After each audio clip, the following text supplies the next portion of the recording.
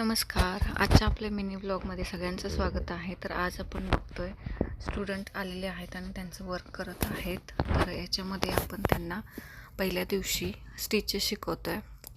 सुई कशी पकडायची, कापड कसं लावायचं, रिंग वगैरे कसं लावायचं. त्यानंतर आपण सुईची पोझिशन काय असायला पाहिजे, कापड किती टाईट असायला पाहिजे हे आपण त्याच्यामध्ये त्यांना सांगतो.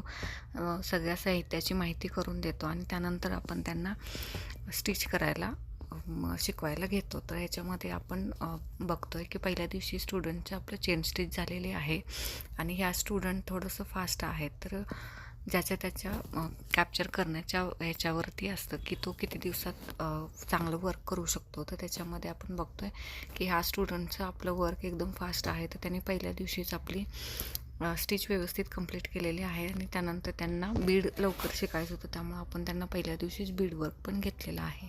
एका स्टिचच्या 3 ते 4 लाईन आपण घेतो, त्यानंतर त्याचं प्रॅक्टिस घेतो. शेप्समध्ये बेसिक शेप्स असतील, त्यानंतर छोटे छोटे डिझाईन असतील